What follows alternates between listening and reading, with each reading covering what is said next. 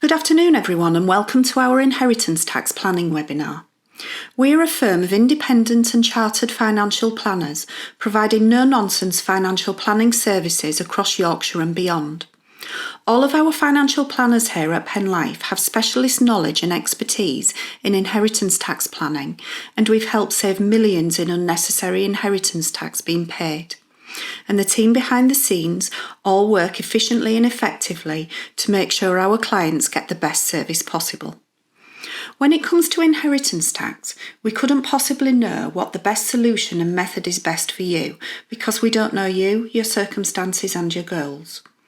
Most people don't know that they'll be affected, and then their beneficiaries are hit with a huge tax bill to pay. But one thing that we are certain of is that you shouldn't ignore inheritance tax. What is inheritance tax? Now, for those who have read our inheritance tax guide, you may already know a little bit about inheritance tax, but we're going to explore it a little deeper. It's always best to hear it from someone rather than read it. There's an allowance that everyone is entitled to before you get taxed, the nil rate band. This is currently £325,000, meaning that if your house, car, savings, cash, investments, and pretty much everything that you own is over the threshold of £325,000, it will be taxed at 40%. But here at Penn Life, we know a few ethical and legal ways to reduce an inheritance tax bill. But do you know what makes this even worse? In March 2021, both inheritance tax exemptions were frozen, the nil rate band and the residence nil rate band. With rising asset prices and a heated housing market, what do the government expect us to do? The nil rate band of £325,000 has been in place since 2009, so come 2026, it'll have stayed the same for 17 years. That's just crazy. And then, let's be real, throughout your lifetime, the majority of your estate will have already been taxed before, sometimes even twice, which means the government are taking an additional 40% of assets they've already taxed. Let's say you're not married and worth £700,000 when you die, and in your will you've outlined the beneficiaries of your estate. Before anything can be passed down, there'll be a tax bill of £150,000. 700,000 less 325,000 multiplied by 40%. And this needs to be paid within 6 months of your death. So if a lot of your money is locked up in properties, something would need to be sold and the inheritance tax liability paid before you could distribute any money to anyone else. It just doesn't seem fair, does it? But don't worry, throughout this webinar, we'll be discussing some of the legal ways to find your way around an inheritance tax bill. How your marital status affects inheritance tax. If you're married or have a civil partner, then it's possible for you to leave your entire estate to them, inheritance tax free. However, if you'd like to leave some, if not all of your estate to wider family and friends, or you do not have a spouse, then it may be liable to inheritance tax. Your spouse will still be taxed on the combined assets when they die. There are different inheritance tax rules dependent on whether you're single, married, or in a civil partnership. The unused nil rate band of someone who dies can be transferred to a spouse or civil partner. Let's say you're married.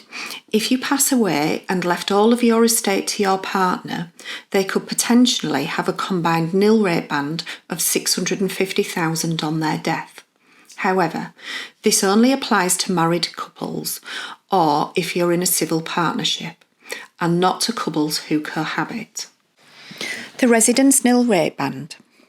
Due to the issue of rising house prices, in 2015 the government introduced an additional allowance called the residence nil rate band. This allowance is up to £175,000 per person. However, this only applies when you leave your home to direct descendants, which would be children, stepchildren or grandchildren. Even though the residence nil rate band was introduced on the 6th of April 2017, it can still be claimed by the survivor's estate if their late spouse died before the 6th of April 2017.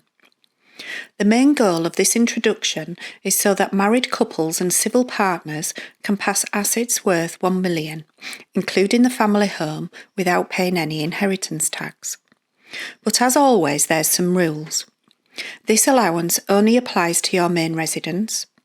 It only applies when the property is being passed down to a direct descendant, children or grandchildren, including stepchildren, etc., of the deceased. Where the total estate exceeds £2 million, the residence nil rate band will be reduced by a rate of £1 for every £2 over, meaning larger estates are at risk of not benefiting at all. Anyone who disposed of their property before the 8th of July 2015 will not benefit from this allowance. Any individual without a property worth at least £175,000 and £350,000 for a couple will only benefit up to the value of their home. Just like the inheritance tax nil rate band, if an individual were to pass away, their residence nil rate band can be claimed by the surviving spouse's estate on second death. The limit of the claim is set to the greater of the allowance at the time of the second death, the value of the home owned. Adding all of this together, the government intended for this to allow couples or civil partners to claim £1 million of inheritance tax exemption, but to do this, there's some criteria to be met. When they pass away, the surviving partner must own a home worth more than £350,000. That the home must be left to a direct descendant, children or grandchildren. Their total estate must be worth less than £2 million. Downsizing. In later life, many choose to move to smaller and more manageable properties. This was recognised by the government. Therefore, they introduced ways to preserve the availability of the residence nil rate band. This applies where the deceased has downsized to a less valuable residence or sold their residence and left assets of an equivalent value to direct descendants on or after the 8th of July 2015. The resident nil rate band will be preserved where the deceased has downsized to a less valuable residence and that residence, together with the assets of an equivalent value to the lost resident nil rate band, have been left to direct descendants. Sold their only property and the sale proceeds or other assets of an equivalent value have been left to direct descendants. Has otherwise ceased to own their only residence and any other assets of an equivalent value to have been left to direct descendants. This ensures that an estate remains eligible for the proportion of the nil rate band that is foregone as a result of downsizing or selling the residence. Let's put it into an example. Sandra was widowed in May 2015. In July 2020, she sells the family home for $500,000 and moves into a flat which costs $200,000. At the time of the sale, she would have been entitled to the residence nil rate band of $175,000 plus 100% of the unused residence nil rate band inherited from a late husband, a further $175,000. Giving her a total available residence nil rate band of $350,000. Because Sandra has downsized, she has potentially lost the chance to use $150,000. $350,000 less $200,000 of the nil rate band. This is 42.85% of the available residence nil rate band at the time that she downsized. Sandra then dies in May 2022, and at the time of her death, her flat is worth $225,000. This, and the rest of her estate worth $700,000, is passed down to her only daughter Daisy. The property will be entirely covered by the available residence nil rate bands, but she can also claim, through the downsizing rules, the other $125,000 against other assets she owns. On death, the residence nil rate band and the additional residence nil rate band are available, together with the nil rate band of $325,000 and any proportion of the nil rate band unused on her late husband's death. Leaving pensions as part of your estate. In 2014, there were some changes to the death benefits from certain types of pensions. For your estate to benefit from these changes depends on what type of pension you have and what age you pass away. Other than the state pension, there are generally two types of pensions: a defined contribution pension and a defined benefit pension. For a defined contribution pension, this is where you've paid into your pension to build up a fund to provide for your retirement income. One option would be to take up to 25% tax-free and use the remainder to purchase an annuity. This can pay an income for life for you and include benefits for your spouse. However, typically, this cannot be left to your other beneficiaries once you die. As of 2014, there's been an option to draw down on your pension pot. This can be used to provide you with an income as an alternative to buying an annuity. If you haven't completely drawn everything in your lifetime, the rest of this pot can be passed to your beneficiaries. For a defined benefit pension, this is where you receive a fixed percentage of your final or average salary at retirement and is payable for the rest of your days. A scheme pension typically provides a pension for your widower of 50% or 66% of your pension and may provide a pension for any dependent children if they are still within education. Other than a possible one-off payment if you die in the early years of taking your pension, there is no lump sum to pass to your beneficiaries. For defined contribution pensions, you set up a nomination, also known as an expression of wishes. This is separate from your will and tells the pension trustees who should receive the benefits from your pension and in what proportion. The people you nominate do not have to be your family. The pension benefits do not form part of your estate and do not use up any of your nil rate band. The other thing that may affect your estate benefits from your pension is the age you die. If you die before 75, those who inherit your pension will not be liable to income tax as they draw down from the pension. If you die after 75, the amount of income tax to be paid is determined by the income status of the person that inherits the pension. Making gifts. Doesn't everyone love a gift? In this case, you certainly will. When it comes to your assets, in some cases, you can just give them away. However, there's a number of things to consider. Firstly, there are a number of exemptions you can take advantage of. Exemptions are immediately outside of the estate, and they are: gifts of any value between spouses and civil partners are free from inheritance tax. HMRC provide you with an annual exemption. This is an annual gift allowance of $3,000 each year. There's also the option to carry this back from the following year if you haven't used the full amount, but you can only carry back this for 1 year. You can make numerous small gifts under the price tag of £250. Wedding gifts are also exempt from inheritance tax, as long as you follow the rules. You're allowed to make a wedding gift of up to $5,000 for your child, up to $2,500 for your grandchild, $2,500 for your spouse or civil partner, and up to £1,000 to anyone else. Those are all each.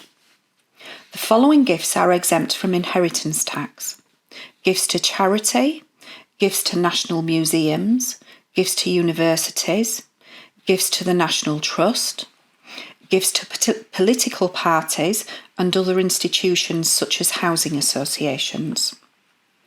Gifts out of normal expenditure, where you make regular gifts of the same amount at the same frequency to the same person. The gifts have to be made from your regular income, not from capital. Making the gift must not reduce your standard of living. The gift is then exempt from inheritance tax assessment.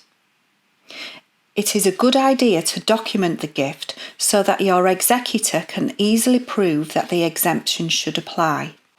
Potentially exempt transfers.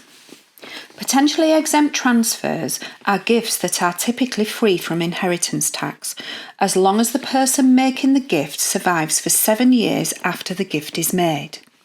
However, if the person making the gift dies within those 7 years, the gift is included as part of the estate. If the total of all gifts is less than the nil rate band, there is no inheritance tax to pay on the gift, but the available nil rate band is reduced by the gift value. The rate of inheritance tax bill reduces if the person making the gift survives between 3 to 7 years. This is known as taper relief. This is explained more in the following table. Time between gift and death, 0 to 3 years, there is no taper relief.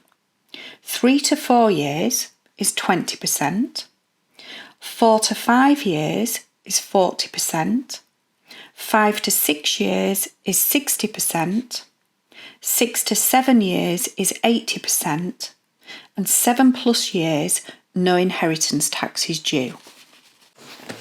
For example, if someone, Steve, gifted his son Keith 400,000 and died after 5 years, the inheritance tax gift would be 400,000 less the nil rate band of 325,000.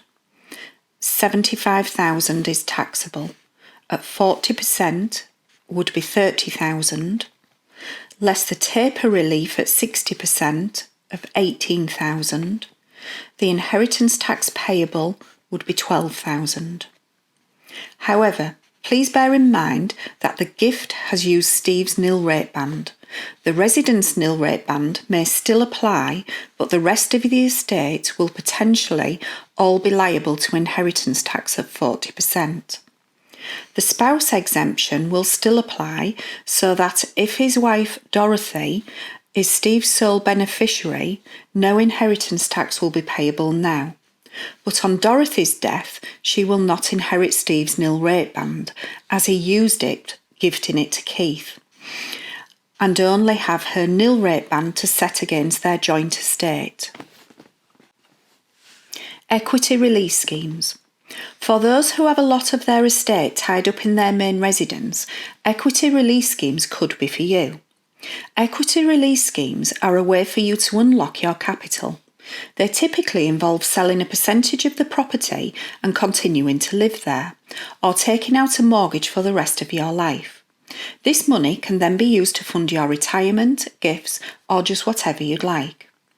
And once you die, any interest on the loan and the loan itself will be taken from the value of the property. As the value is reduced, any potential inheritance tax will also be reduced. However, this is extremely risky and you must not do it alone. You don't want to make the process any harder than it has to be, so we strongly recommend that you contact a financial advisor to help you through this. Setting up a trust. Setting up a trust not only helps to avoid an inheritance tax bill, setting up a trust can ensure that assets are given to beneficiaries in a timely and controlled manner. One of the best features of setting up a trust is that you can ensure it is directly in line with your own personal wishes. Basically, trusts provide high levels of control of where your estate goes. As of 2006, inheritance tax charges have been applied when certain trusts are set up and when the assets from said trust are transferred out to beneficiaries. In most circumstances, assets settled into trusts will take 7 years until they are fully exempt from inheritance tax. If you die before then, everything will be included in your estate. Taking out life insurance to pay inheritance tax. There are typically 2 types of policies that can help with inheritance tax: whole of life assurance and term assurance. Whole of life, you specify an amount to be paid out on your death. Your beneficiaries have the option to use this lump sum to pay any inheritance tax liabilities. Term policy. You can insure against an inheritance tax bill through level term or decreasing term policies. This will pay out a lump sum in the event of your death during a specific time frame. Insurance can be expensive, and the older you get, the more expensive it gets. And it usually will require you to take a health assessment before the cover can be granted. The policy needs to be written into trust so that the payouts from the policy after your death will be exempt from inheritance tax. Without a trust in place, the proceeds will be included in your estate when you die, potentially exacerbating an existing problem. Investments in BR qualifying companies. Business relief can be a valuable relief when considering inheritance tax mitigation. Your beneficiaries can be left certain investments that are exempt from inheritance tax. Business relief was previously known as business property relief and came about as part of the 1976 Finance Act. Because of this, small businesses had the opportunity to be passed down through generations without having an inheritance tax liability. Although not originally intended for tax planning, business relief can be seen as an incentive to invest in unlisted trading companies or companies that are listed on the alternative investment market. With this, there comes many benefits and risks. Benefits. Once shares or an investment in a BR qualifying company are held for just 2 years, they become exempt from inheritance tax, as long as they are also held at the time of death. The investment is under the control of the investor, and they have the option to sell the investment and get the proceeds back if needs be. But once the shares are sold or the money is taken from the investment, proceeds are back in the estate and the inheritance tax exemption is lost. The process of buying shares or an investment in a BR qualifying companies is fairly straightforward. There are no complex legal structures and no need to undergo client underwriting or a medical questionnaire. Married couples, civil partners, have the opportunity to use a joint 2-year qualifying period. If you pass away within 2 years of investing, i.e. before the investment becomes exempt from inheritance tax, you can transfer this to your civil partner, spouse, without resetting that 2-year time frame. Risks. Just like everything else we've mentioned, there's some associated risks that you should be cautious and wary of. Like many investments, the value of BR qualifying investments and any income that comes from it can fall as well as rise. There's a potential risk that you might not get back the full amount you invest, and this risk is higher due to the size of the companies that are being invested into. The tax rules and reliefs can change at any given point. Your personal circumstances can alter your tax treatment, and this can potentially change in the future too. Whether the investment actually qualifies for BR will depend on the portfolio companies that are maintaining their qualifying status. AIM-listed investments and unquoted companies are more likely to fall or rise in value more than shares listed on the main market of the London Stock Exchange. They also may be harder to sell. Key points. When it comes to shares and investing in BR qualifying companies, there are a few key points that you should consider. Not every company qualifies for BR. Only companies that aren't listed on the main London Stock Exchange can qualify. They must also not deal in stocks and shares, land or buildings. It's very complicated to choose the right BR qualifying investments on your own. If you decide on an investment, it's important you seek help from a specialist investment manager or advisor with experience in the area. An inheritance tax-free ISA. ISAs offer great tax benefits throughout your lifetime, but they could be a great pain for your loved ones when you pass away. If you've been making the most of the annual allowances available to you, you could be sitting on a substantial pot of ISAs, but they're liable to inheritance tax. So for anyone who's built up their ISA funds, this can be dangerous. Having a large ISA portfolio in your estate could prove problematic, and it'll be very costly. Let's say you've built up a portfolio worth $200,000. This could smack about $80,000 inheritance tax bill on your family's plate. However, it's possible to keep your ISA tax benefits whilst gaining exemption from inheritance tax, and we know how. As of 2013, it's been possible to invest in companies listed on the Alternative Investment Market, AIM, within an ISA. The ISA is exempt from inheritance tax after 2 years, as long as the companies you're invested in qualify for BR. But once again, there's risks. The value of shares of companies listed on AIM can rise or fall by greater amounts daily. You may not be able to sell the shares straight away, and you may have to accept a lower price than expected. This is because shares in AIM-listed companies are typically harder to sell than shares of larger companies. When an investor dies, inheritance tax exemption is assessed by HMRC on a case-by-case basis. Also, BR is not necessarily available on every AIM-listed company. Where there's a will, there's inheritance tax. Making a will allows you to have a say in what happens to your assets and estate when you pass away. In a will, you select a person or people to manage your estate. They're known as your executors. Their main responsibility is to carry out the wishes you set before you passed away. Now, you can write a will yourself, but to ensure the will is legally binding and for your wishes to be followed to a T, it makes sense to get legal advice in the process. We don't offer a will writing service, but there's useful information about wills and who to get in touch with on the government website, www.hmrc.gov.uk. We do also work closely with solicitors in the York area and can refer you on to a trusted specialist if you would like. Stats were released from the Financial Times that since the beginning of 2022 to March, 6.1 billion was collected in inheritance tax.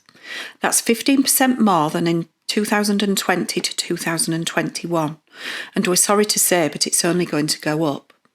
The Office for Budget Responsibility estimates that families could pay 37 billion in inheritance tax over the next 5 years. This is frightening, as this will affect so many families when they're already going through a difficult time. So it's important to get a plan in place as soon as you can to reduce the damage. It's extremely difficult to manage on your own, and often more times than not you'll end up making things worse. At PenLife, we can talk you through options and create a bespoke solution to protect you and your family from this unfair tax. If you'd like to learn more about how we work with people planning for the next generation, please don't hesitate to get in touch.